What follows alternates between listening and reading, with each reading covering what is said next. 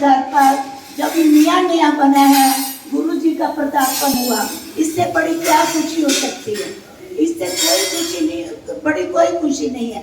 जैसे हमारा वो होता है ना शंख, शंख के अंदर दूध डाल दो तो शंख की महिमा और बढ़ जाती है।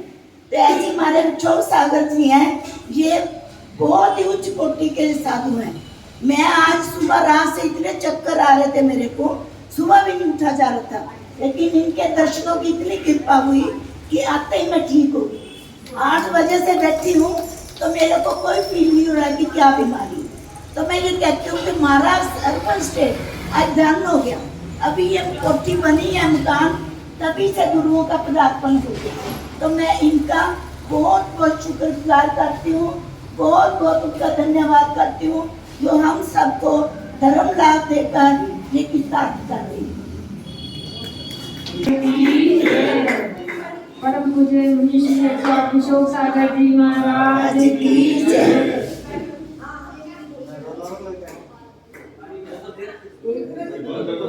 मन के भाव है कुछ गुरुवर से प्रार्थना।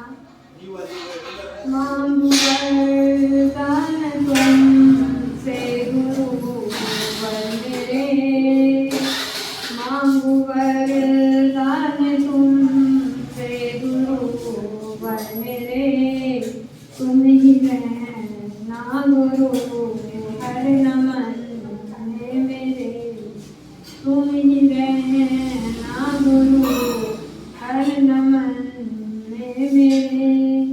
मेरी जिह्वा तेरे गीत गाती रहे, मेरी जिह्वा तेरे गीत गाती रहे, तेरी महिमा जहाँ को सुनाती रहे, तेरी महिमा जहाँ को सुनाती रहे।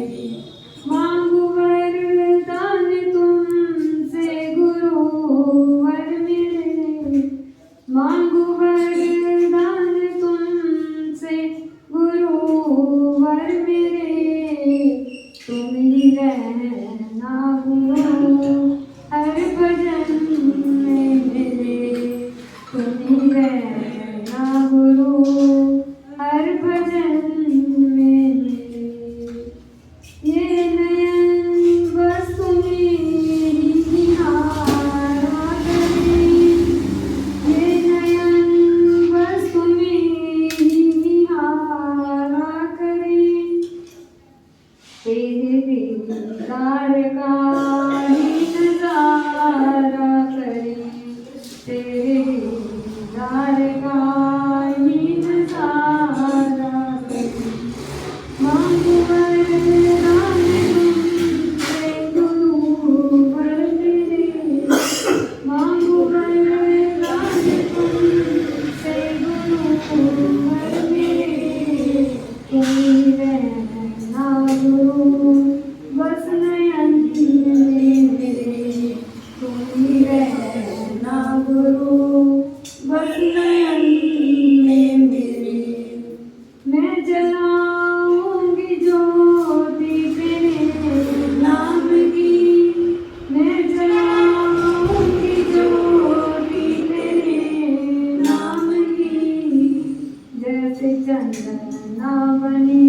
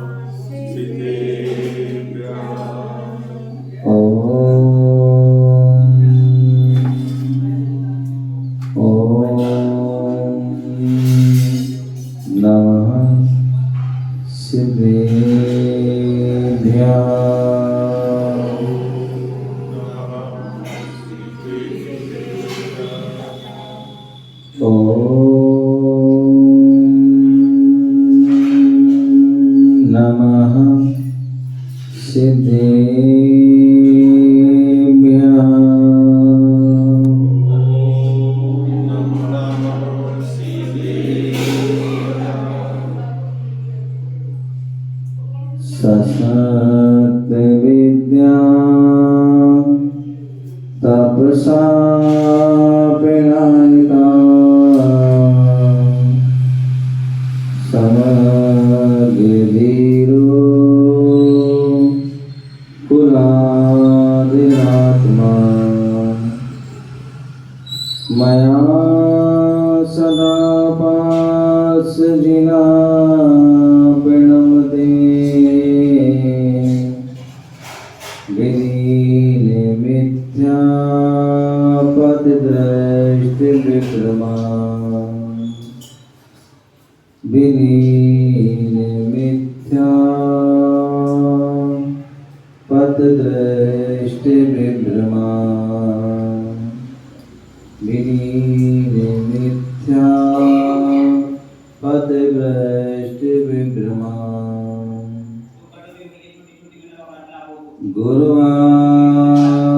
गुरुवापान्तिनो नित्यं यानि दर्शननायका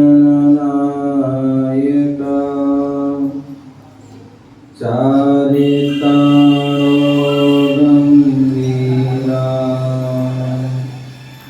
मोक्षमार्गो प्रवेशिका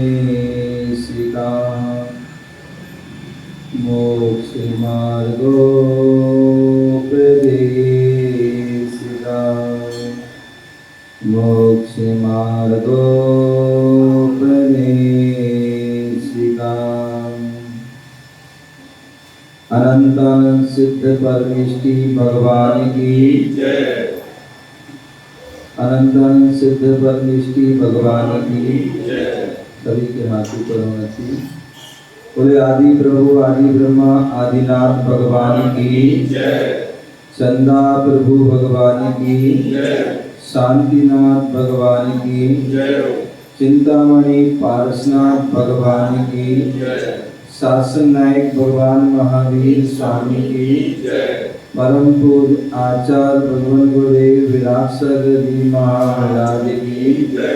अहिंसामय विश्व धर्म की जय। तीर्थराज संवेद शिखर की जय। परम पूज्य 108 विशोक सागर जी महाराज की जय।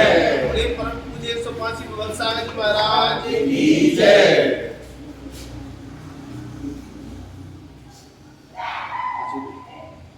प्यारे बंधुओं, आज हम सभी हिसार नगर की कॉलोनी अर्बन स्टेट में विराजमान हैं।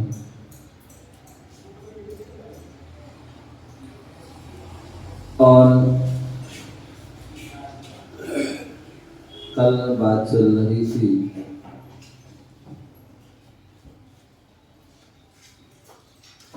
संत समागम,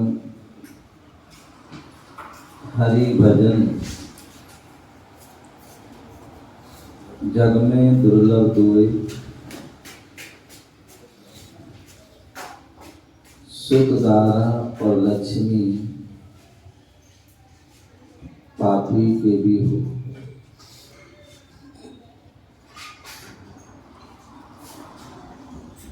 तो बोले पुत्र का मिलना,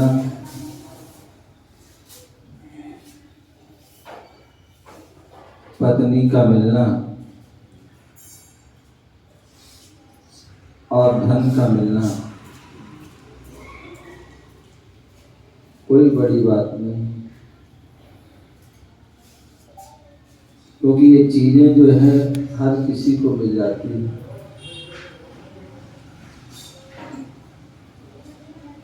पापी से भी पापी व्यक्ति को वह प्राप्त हो जाती है, चाहे वो गरीब हो चाहे अमीर हो, छोटा हो बड़ा हो, या जैन हो या जैनेतर कोई भी हो,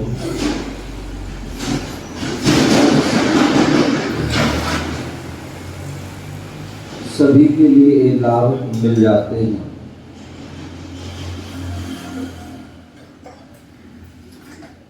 लेकिन संत का समागम और हरि भजन वो बहुत दुर्लभ होता है। मुझे याद है जब मैं हिसार के लिए आ रहा था तो बहुत से लोग मेरे साथ थे, बिहार कराया, हिसार तक बिहार कराया, लेकिन बाद में 4 महीने कोल नहीं मिला उनको सौभाग्य। जब वो लाए थे तो ये सोच के लाए थे कि मैं 4 महीने पूरा लाभ लूंगा। ये नहीं सोचा था कि बस महाराज जी बुला करके विराजमान हो जाएंगे और फिर नहीं जाएंगे, ऐसा कोई नहीं सोचता है। तो भाई सोचा था क्या ऐसा? नहीं सोचा हो। कृष्ण जी, विकास जी नहीं सोचा हो, नहीं सोचा था। भावना तो यही थी कि महाराज जी को मिला रहे हैं तो पूरा पूरा लाभ लेंगे, लेकिन परिस्थितियां ऐसी बन जाती हैं कि चाहते हुए भी कुछ नहीं हो पाता। इन्होंने भी सोचा होगा, मैंने भी सोचा,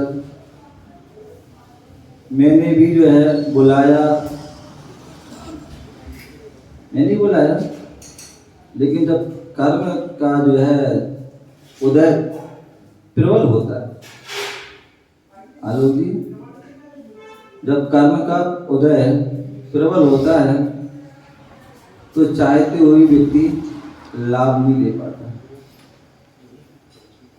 चाहते हुए भी नहीं ले पाता है।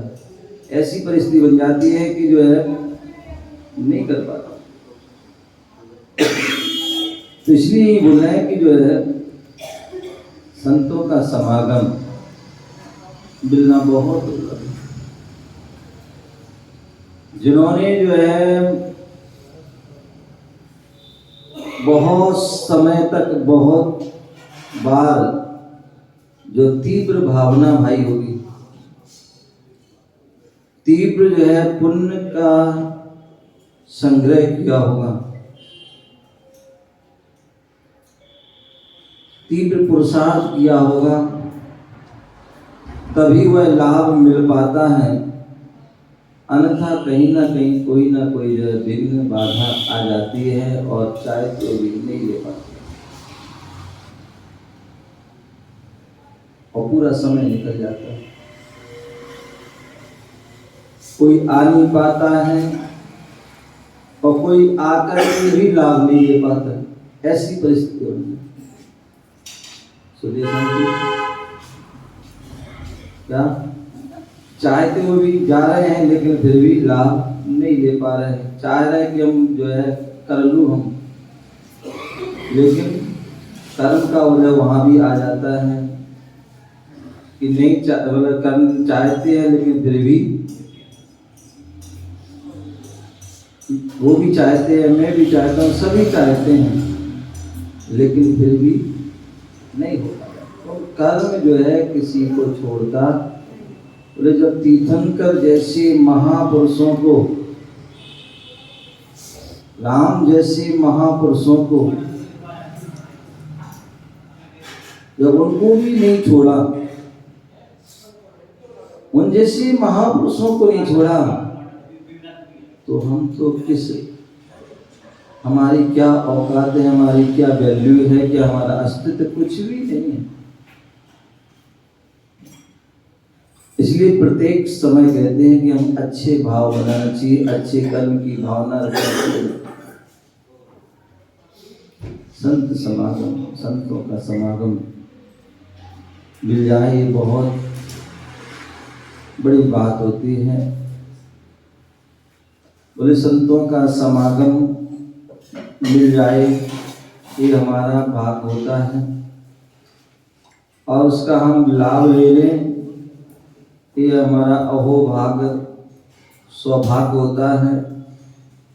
और यदि ना ले पाए भाग, तो ये हमारा दुर्भाग्य होता है।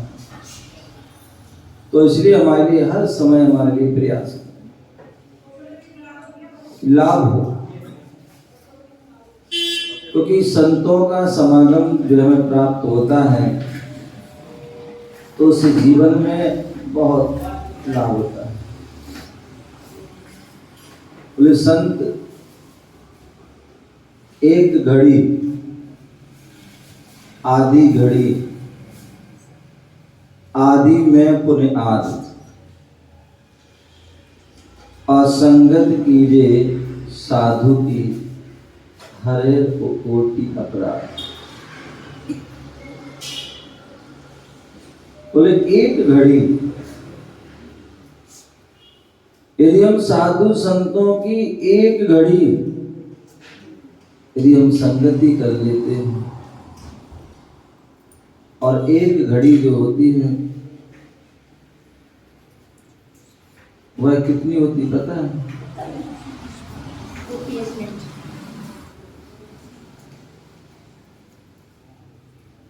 एक घड़ी जो है वो कितनी की होती है कृष्ण बाबू? एक घड़ी छोटी से छोटी, एक सेकंड नहीं, हाँ ऋषि बाबू, एक घंटा, हाँ प्रभात जी, बहुत सुंदर। एक घड़ी जो होती है वो 24 मिनट की होती है। कितनी की होती है? 24। और 2 घड़ी की एक सामयिक होती है, और 2 घड़ी का एक मुहूर्त होता है, और मुहूर्त से कुछ कम वो अंतर मुहूर्त होता है। तो बोले एक घड़ी, बोले वैसे तो जो है एक दिन में जो है पूरे एक दिन रात में जो है 24 घंटे होते हैं, और हमारे 24 तीर्थंकर भी होते हैं। अमित बाबू बैठ जाओ, खड़े नहीं रहो, थक जाओ। बोले एक घड़ी मतलब जो एक दिन रात होता है बोले 24 घंटे का होता है। हमारे तीर्थंकर भी 24 होते हैं, और अन्य धर्मों में भी जो अवतार आदि माने जाते हैं वो भी 24 आदि 24 जो है उनके भी अवतार होते हैं। सिखों में भी उनके 24 गुरु आदि हुए हैं। मुसलमान जो मुस्लिम धर्म में भी 24 उनके पैगंबर आदि जो है। और जो हमारा देश का जो ध्वज है, और उस ध्वज में एक चक्र होता है, और चक्र में जो भी क्या होता है 24 आरे होते हैं। और शायद साइकिल होती है, साइकिल की जो पहिया होता है उसमें भी 24 कीलें होती है। तो कहने का तात्पर्य एक दिन रात में 24 घंटे हैं और 24 हमारे तीर्थंकर आदि हैं। होना तो ये चाहिए कि जो है 1 घंटे में एक तीर्थंकर की भक्ति आराधना होनी चाहिए और 24 घंटे में जो है 24 तीर्थंकरों की आराधना हो, विशेष भक्ति हो। लेकिन इतना हो नहीं सकता क्योंकि आप सभी ग्रस्त हैं। क्या है? ग्रस्त हैं।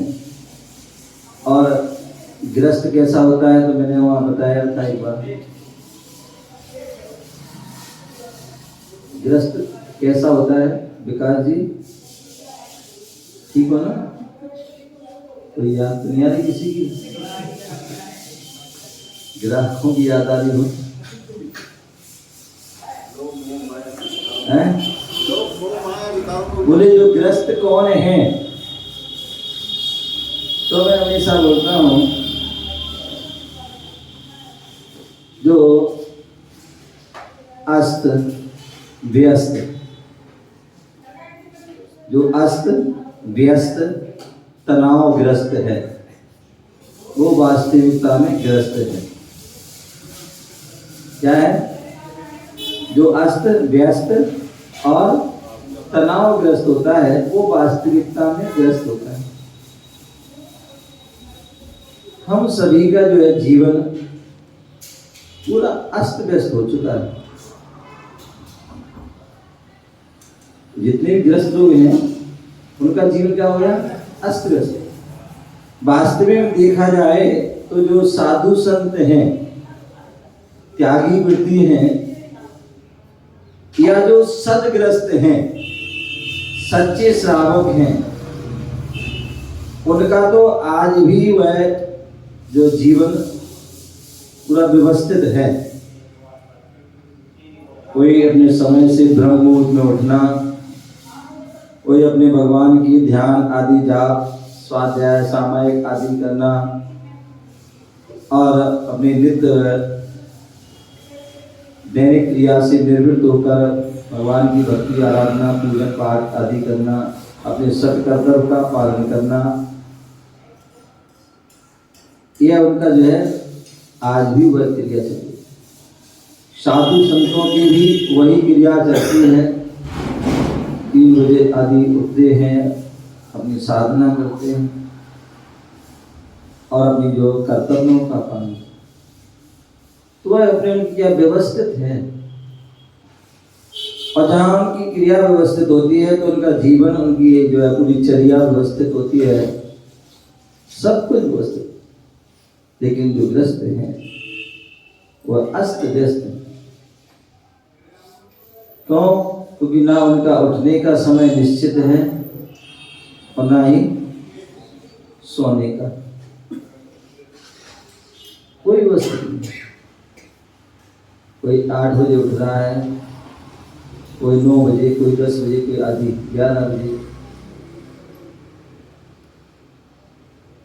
सोने का समय मतलब उठने का समय व्यस्त हो जाए, व्यवस्थित नहीं। उसी प्रकार सोने का समय भी व्यवस्थित नहीं है।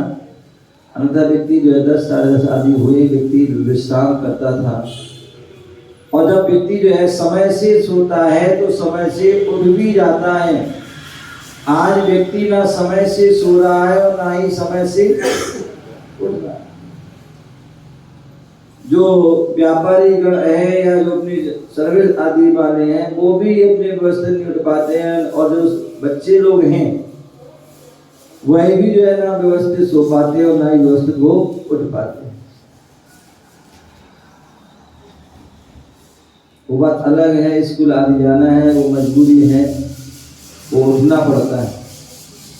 अन्यथा सब अपने व्यस्त रात को 1 बजे 2 बजे आदि सो रहे हैं, कोई 3 बजे कोई 4 बजे, और वैसे ही रात दिन में जगते हैं।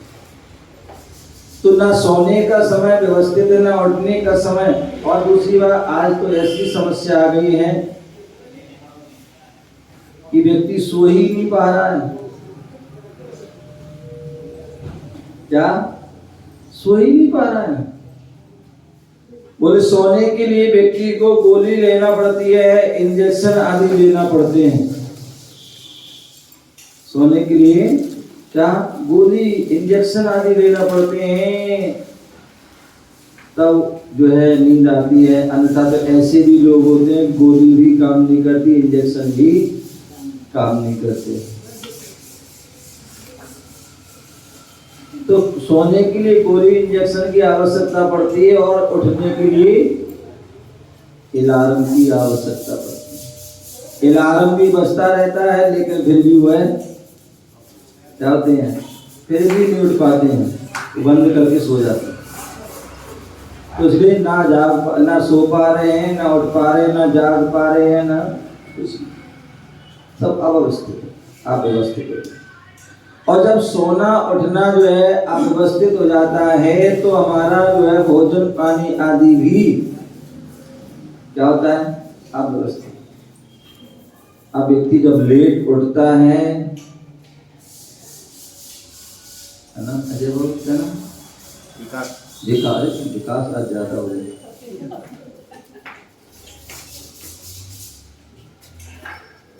बोले जो है जब व्यक्ति समय से ना सो रहा है, समय से उठ नहीं रहा है, तो उसका भोजन भी आदि 11 बजे व्यक्ति 12 बजे व्यक्ति का नाश्ता हो रहा है। कितने बजे? जब 8-9 बजे उठता है तो फिर 12 बजे 11 बजे 11:30 बजे नाश्ता हो रहा है और 2-3 बजे लंच, और फिर रात्रि में कितने बजे? अम्मा को बता 10 बजे 11 बजे आदमी जो है डिनर हो रहा है और उसके बाद खाया पिया और सो।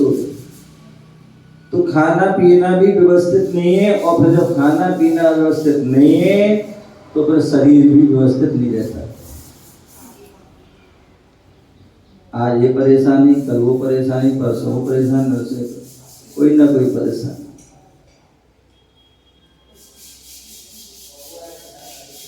अनेक बीमारी फैल जाती हैं, अनेक प्रकार की टेंशन आदि जो आ जाती है, डिप्रेशन में आदि चला जाता है और अनेक प्रकार की रोग बीमारी फैल जाती है, क्योंकि सारा अव्यवस्थित है। और जहाँ सब व्यवस्थित रहता है तो उनकी सारी दिनचर्या, सारी काम आदि सब कुछ व्यवस्थित है। तो मैं बता रहा था कि जो है कि 24 घंटे एक दिन रात में तो 24 घंटे भगवान की भक्ति करें, लेकिन वो नहीं हो सकता तो कम से कम एक घड़ी जो है हम भगवान की भक्ति करें।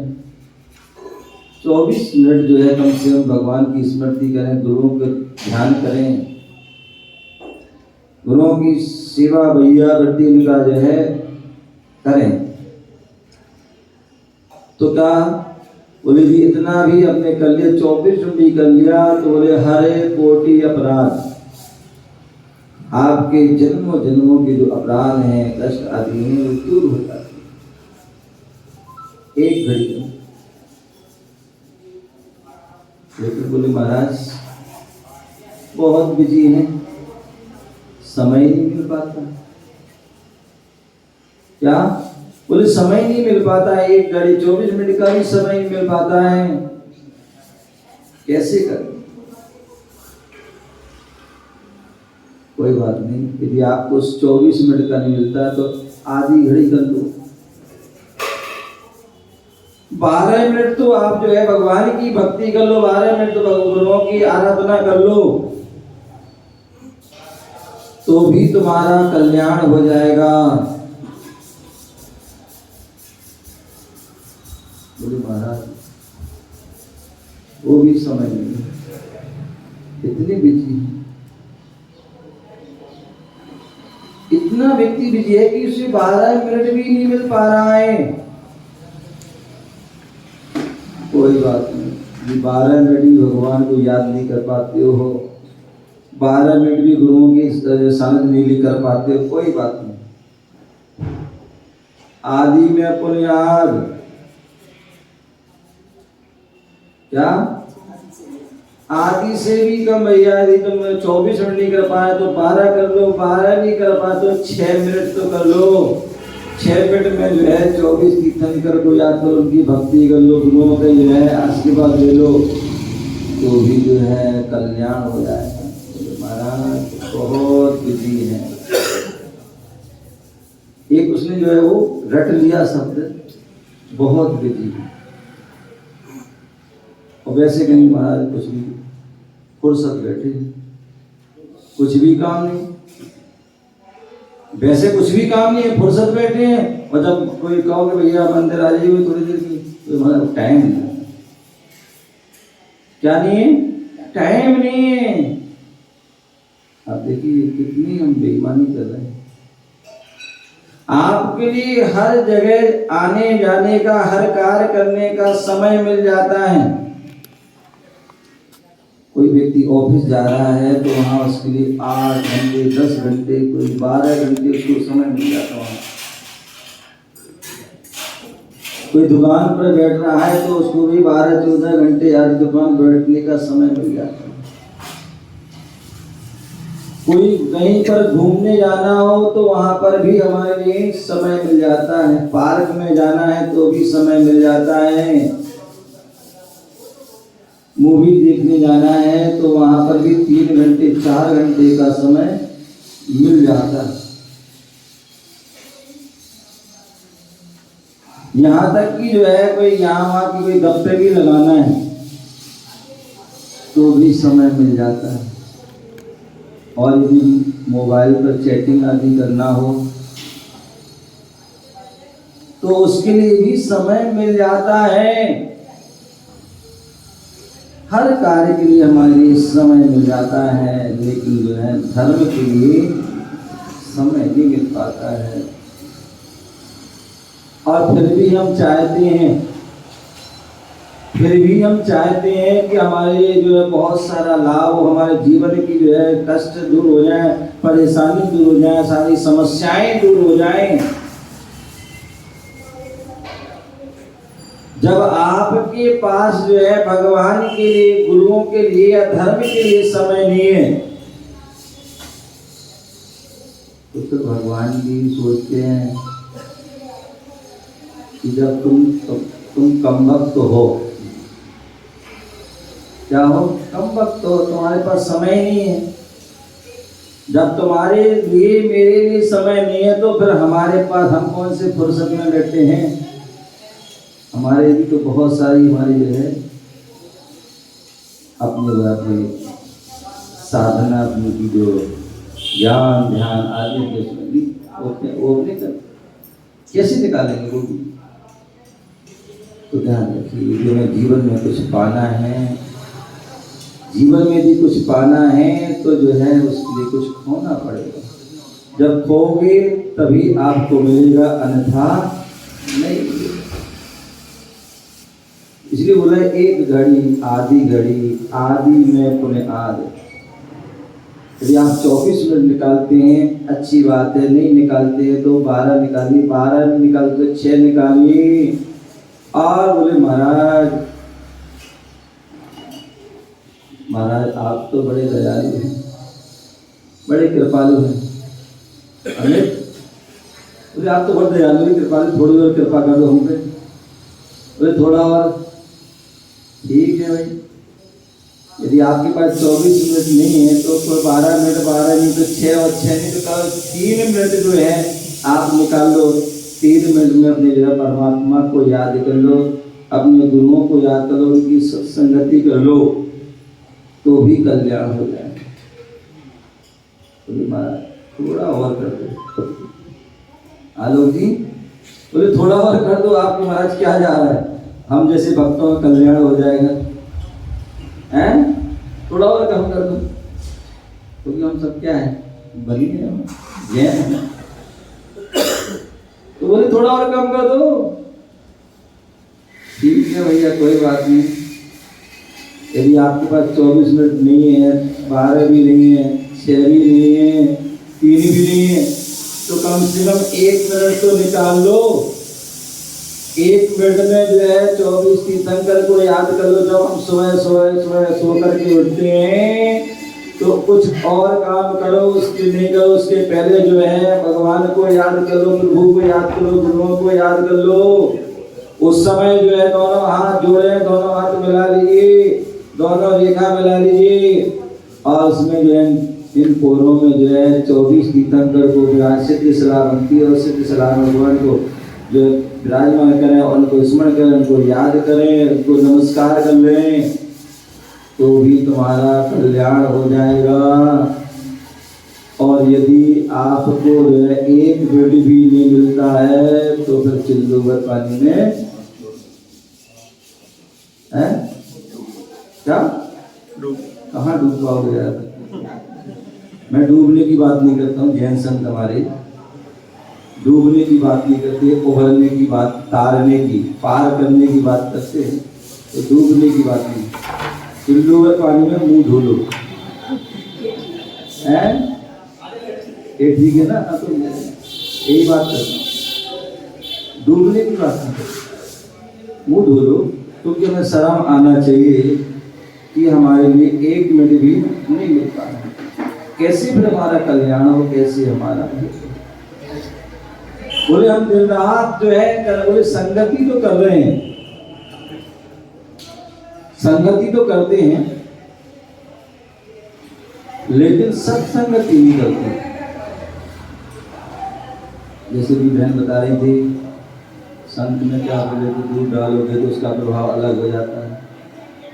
तो उसी प्रकार यदि हम सत्संगति करते हैं, अभी हम संगति तो कर रहे हैं लेकिन सत्संगति नहीं कर रहे। यदि सत्संगति करें, सज्जन पुरुषों की, महापुरुषों की, संत पुरुषों की यदि संगति करते हैं तो निश्चित ही जो हमारा जो जीवन बदल जाता है, बहुत सारी उपलब्धि प्राप्त हो जाती हैं। और यदि हम जो सत्संगति नहीं कर पाते हैं तो जैसी संगति करते हैं वैसा ही हम उसका लाभ। बोले आकाश से जो है जब पानी बरसता है, बूंद गिरती है, वही बूंद यदि जो है गन्ने की वृक्ष में चली जाती है वह मधुर रस बन जाती है, और वही बूंद यदि जो है नीम के पेड़ में चली जाती है तो वही क्या होती है, वह उसमें जो है कड़वाहट आ जाती है। वही बूंद जो है आपकी गंगा में चली जाती है तो गंगा जल बन जाती है, और वही जो है बूंद नाले में चली जाती है तो वह गंगा जल बन जाती है। एक गंगा जल बन रहा और एक गंगा जल। वही बूंद जो है यदि खेत में चली जाती है तो हरियाली पैदा कर देती है, और वही बूंद जो है अग्नि में चली जाती तो वह नष्ट हो जाती। उसी प्रकार हमारा जीवन है। यदि हम संतों के साथ संगति कर ले तो संत जैसे हमारे आचरण आ जाते हैं, ऐसे भाव आ जाते हैं। भगवंतों की जब हम संगति कर लेते हैं, भगवान के पास में चले जाते हैं तो भगवान जैसी विशेषता, वितरागता, वैराग आदि आ जाता है। और वही हम जो है किसी जो है हिंसक व्यक्ति के पास पहुंच जाते हैं, कोई शराबी व्यक्ति के पास पहुंच जाते हैं, और भी अनेक प्रकार से हम पहुंच जाते हैं, तो वैसे ही हम हो जाते हैं। बोले हम जो है चंदन की जो है आपके जो हाथ हैं, और हाथ में भी आपने जो क्या किया, एक हाथ में चंदन को रख लिया और एक में आपने कोयले को रख लिया। थोड़ी देर बाद दोनों को अलग कर दिया जाए तो आपके पास क्या रहेगा? बोले ये जो जिस हाथ में चंदन था, जिस हाथ में चंदन था, चंदन अलग भी कर दिया लेकिन फिर भी जो है खुशबू रहेगी। क्या रहेगी? फिर भी उसमें खुशबू नहीं रहेगी। और जिसमें कोयला था, कोयले को भी अलग कर दिया लेकिन फिर भी उसमें कालापन जो रहेगा। यही संगति का प्रभाव। जैसी हम संगति करते हैं तो वैसी जो है हमारे उस पर प्रभाव है।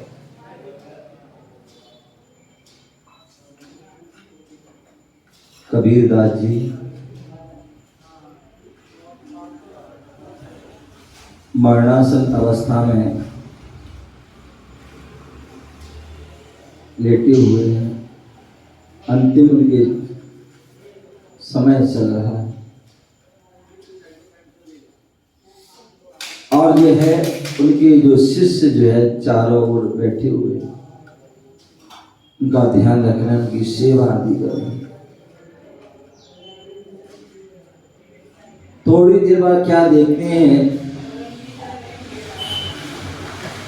बोले कबीरदास जी की आंखों से आंसू निकले।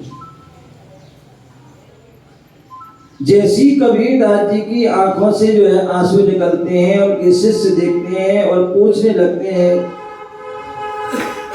कबीरदास जी बहुत ज्ञानी थे, बहुत विद्वान थे, बड़े साधक थे।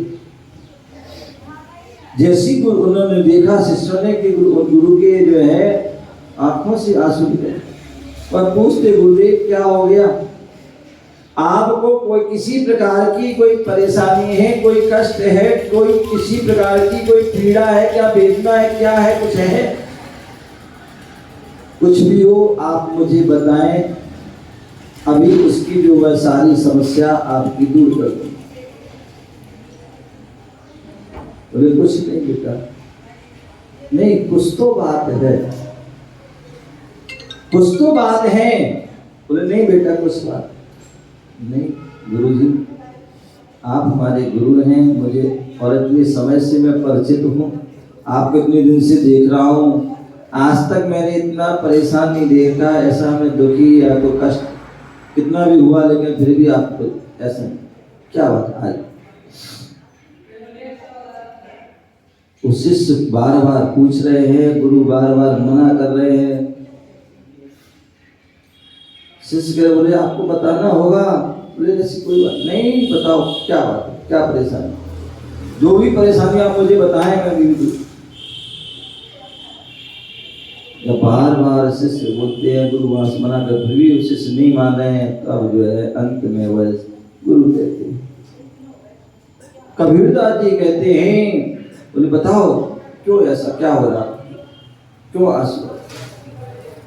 तो कबीरदास जी कहते देखो तुम्हें क्या दिख रहा है? लोगों ने देखा, भक्त बोले कुछ नहीं दिख रहा। बोले गौर से देखो, कुछ नहीं दिख रहा। तो उन्होंने कहा कि देखो वह विवेक जो है विमान आ रहा है। क्या हो रहा है? विमान आ रहा है। विमान आ रहा है? बोले हाँ बैकुंठ से विमान आ रहा है। बोले किस लिए आ रहा है? बोले मुझे नहीं आ रहा। बोले बैकुंठ से विमान आ रहा है, मुझे लेने आ रहा है। तो भक्त जो शिष्य थे बोले ये तो अच्छी बात है, बैकुंठ यदि विमान आपके लिए लेने आ रहा तो अच्छी बात है। लोग तरस से कि बैकुंठ चला जाऊं और आपके लिए आ रहा है और रो रहे। तो उस समय जो है कबीरदास जी ने बहुत सुन, बोले राम बुलावा भेजियो, राम बुलावा भेजियो, दिया कबीरा रोज। राम बुलावा भेजियो, दिया कबीरा रोज। जो मजा सत्संग में वो बैकुंठ में ना हो, वो बैकुंठ में ना।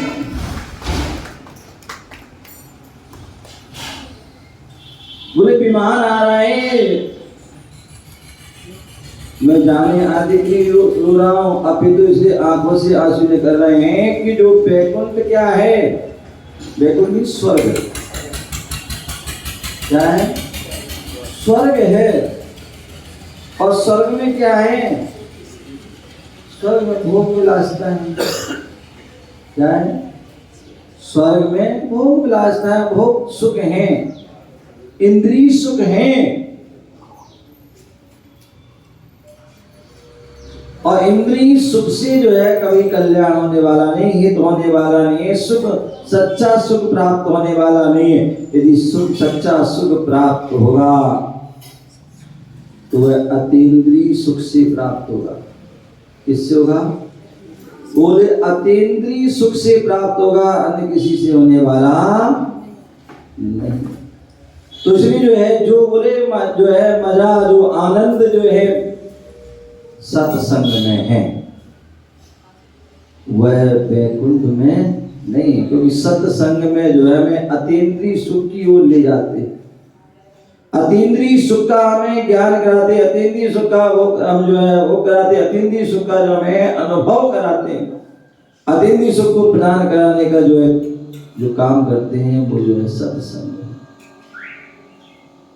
तो इसलिए जो है मैं इसलिए हमारे दुखी हो रहा हूँ, परेशान हो रहा हूँ कि मेरी यहाँ से जाऊंगा, मृत्यु हो रही इसलिए नहीं हो रहा दुखी, तो मृत्यु तो होना ही है, आज नहीं तो कल नहीं तो परसों होना है, होगी, लेकिन इसलिए रो रहा हूँ कि वहां जाके जो हम विषय जो अभी हम धर्म ध्यान कर रहे हैं, अभी हम जो है धर्म की क्रिया कर रहे हैं, संतों का समागम कर रहे हैं, प्रभु का भजन कर रहे हैं, वो जो है हम वहाँ नहीं कर पाएंगे, क्योंकि वहाँ तो हम वो विलासताओं में ही फंस जाएंगे। कोई बिरले ही लोग होते हैं,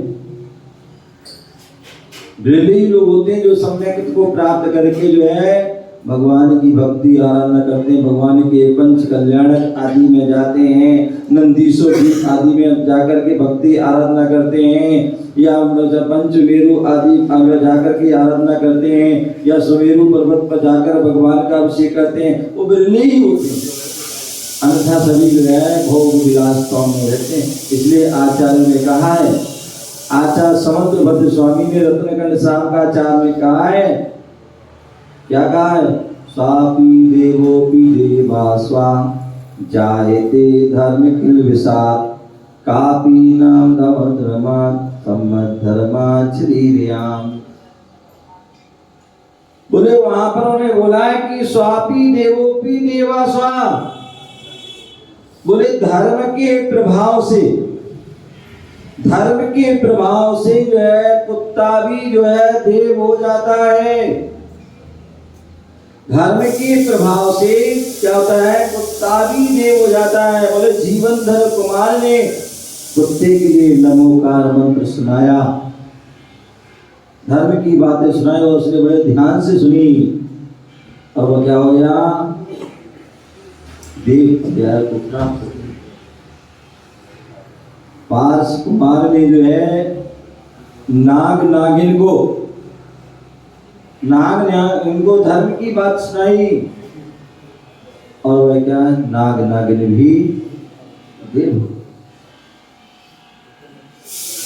राम के जीव ने पूर्व के जीव ने एक बैल को नमो का अमृत आदि सुनाया, और वही आगे चलकर सुग्रीव आदि।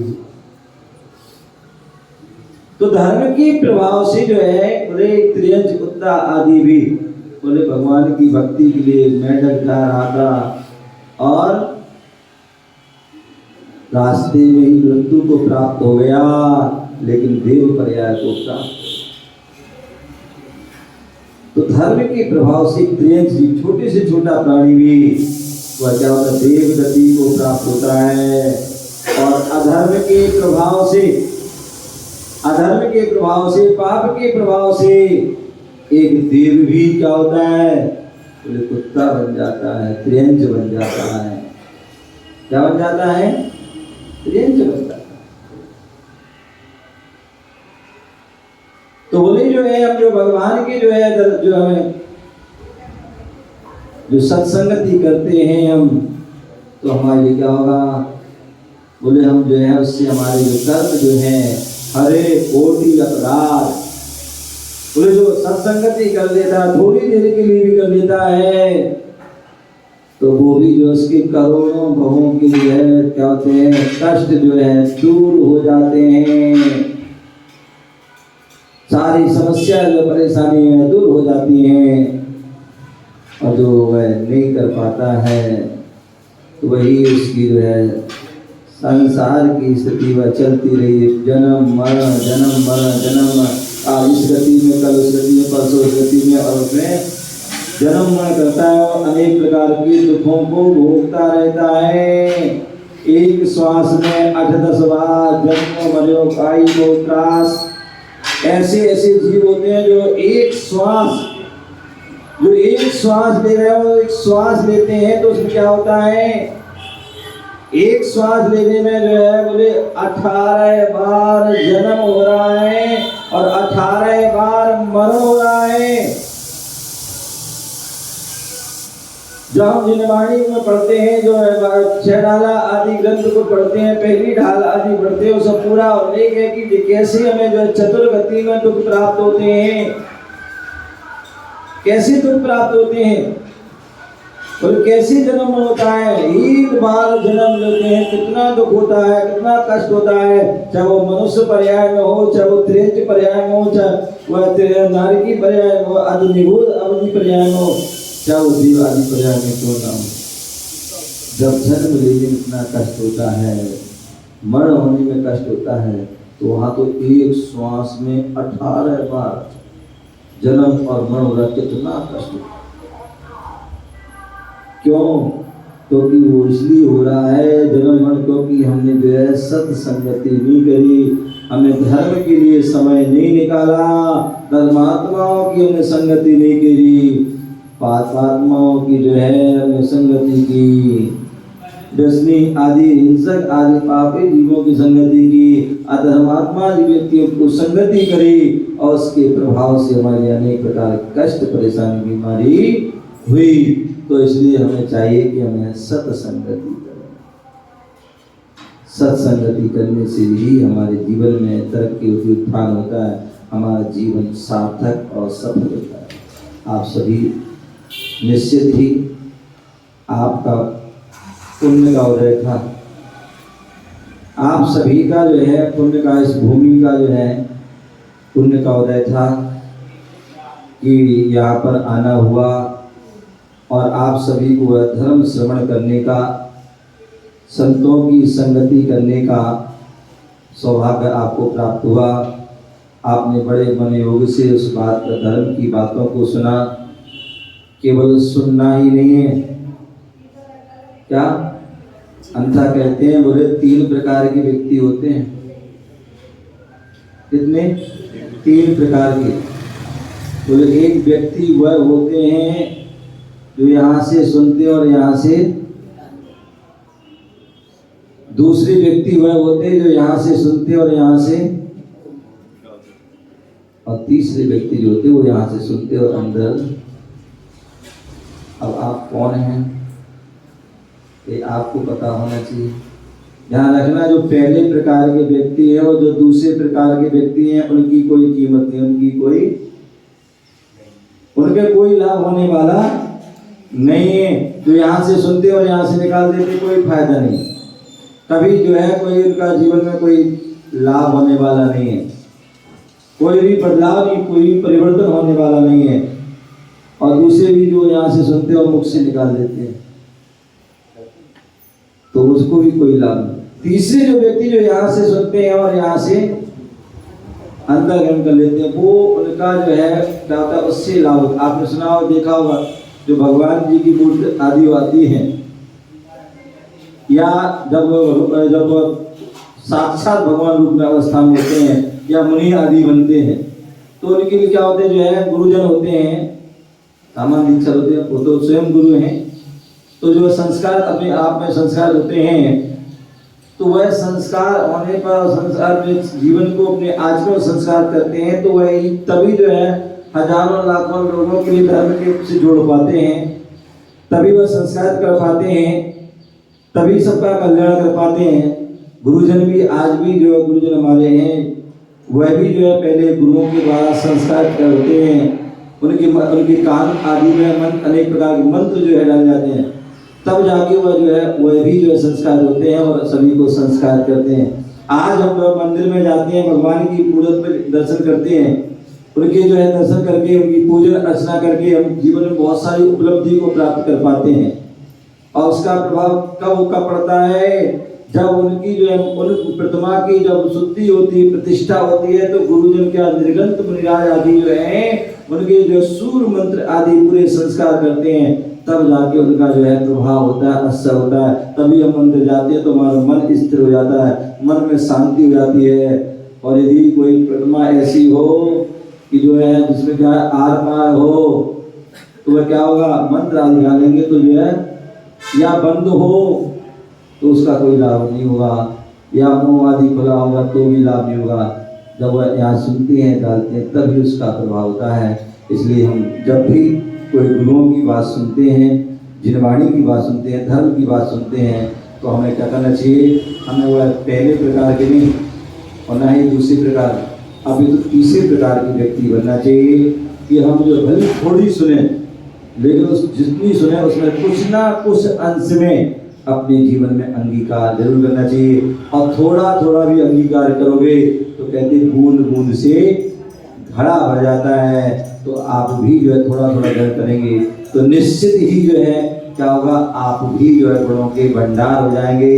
बोले गए और जो है सुन भी आ गए या टाइम पास करने चले गए तो उससे कोई लाभ नहीं होगा। मतलब जब भी हम गुरुओं के पास जाएं, जब भी हम परमात्मा के पास जाएं, तो ये सोच के जाएं कि हम कुछ ना कुछ अच्छाई को लेके आएंगे, कुछ ना कुछ हम जो ग्रहण करेंगे, तो निश्चित ही आप जो है आपके अंदर बहुत सारे गुण हो जाएंगे और आप भी जो है महान हो जाएंगे। आप भी जो है संत और परमात्मा अरहंत और भगवान बन जाएंगे। हम अपने जीवन को एक मनुष्य जीवन मिला है, किस लिए मिला है, ये जो है जन्म लिया और मृत्यु के लिए नहीं, अपितु ये जन्म लेकर के हम पाप आदि में लग गए इसके लिए, अपितु जो है नर से नारायण बनने के लिए मिला है, क्या मनुष्य जो है परमात्मा बनने के लिए मिला है, अपने जीवन को श्रेष्ठ महान बनाने के लिए मिला है। हम उसको महान बनाएं और अपने जीवन को सार्थक करें। इसी भावना से जय गुरु महावीर भगवान की जय। के ज्ञान